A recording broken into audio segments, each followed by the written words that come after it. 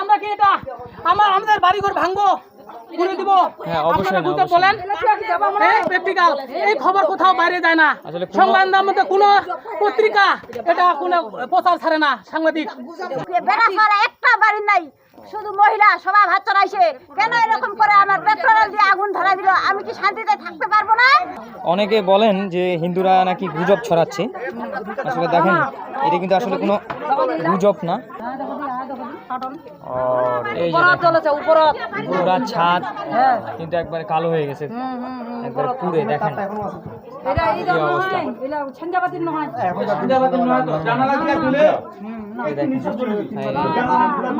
এখনো আগুনের উত্তাপটা কিন্তু আছে।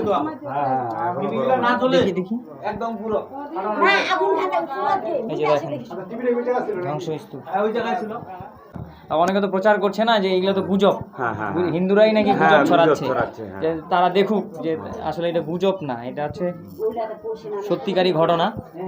হ্যাঁ, এইটা হিন্দুরা কোনো সময়ের জন্য নিজের বাড়িতে নিজে আগুন লাগায় কি কেউ ওটা মজা নিবে বা এটা দেখবে? এটা তো সম্ভব না। এখন ওই ঘরের তো অবস্থাটা তো আপনারা বুঝতে পারলেন।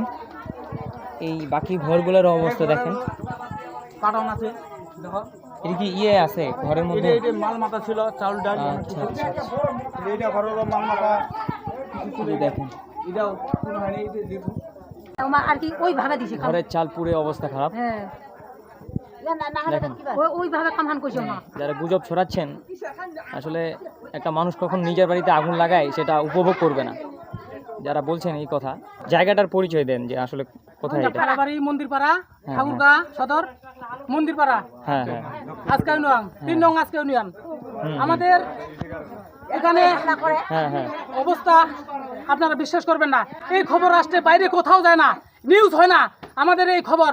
আমি চাচ্ছি এই খবর বাইরে যাওয়ার অনুরোধ জানাচ্ছি বাইরের রাষ্ট্রগুলার।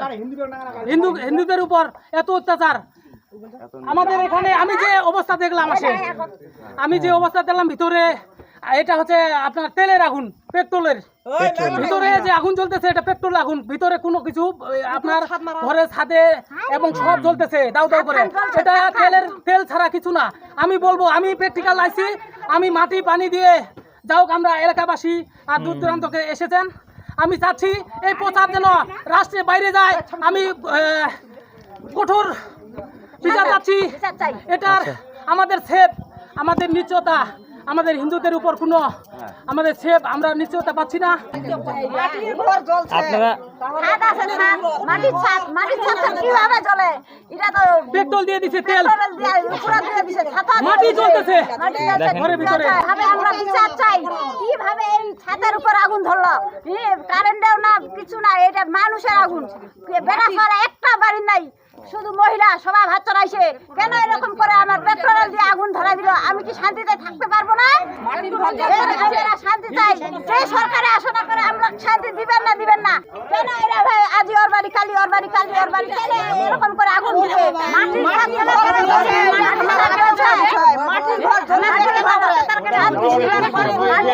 নিয়ত কোনো না কোনো জায়গায় 2-3টা বাড়ি জ্বলতেছে। আমার প্রশ্ন হচ্ছে, আমিও তো একজন শিক্ষার্থী, আমিও তো সব ধরনের আন্দোলনের সাথে যুক্ত ছিলাম। এখন আমার প্রশ্ন হচ্ছে যে, মানে বলির পাঠা, বাংলাদেশে বলির পাঠা হিসেবে আমরা কেন শিকার হচ্ছি? কোন দল কি করে না করে সেটা আমার কোনো জানার দরকার নেই। আমরা চাচ্ছি যে শান্তি শৃঙ্খলভাবে এদেশে বাঁচতে, বিকজ অফ আমরা এই দেশের নাগরিক। আমাদের মধ্যে একটা আতঙ্ক, ভয় কাজ করছে কখন কি হয়ে যায়। আমরা আমাদেরকে নিয়ে অনেক দ্বিধাদ্বন্দ্বের মধ্যে রয়েছি যে আমরা আদৌ কি বাংলাদেশে টিকতে পারবো কি পারবো না।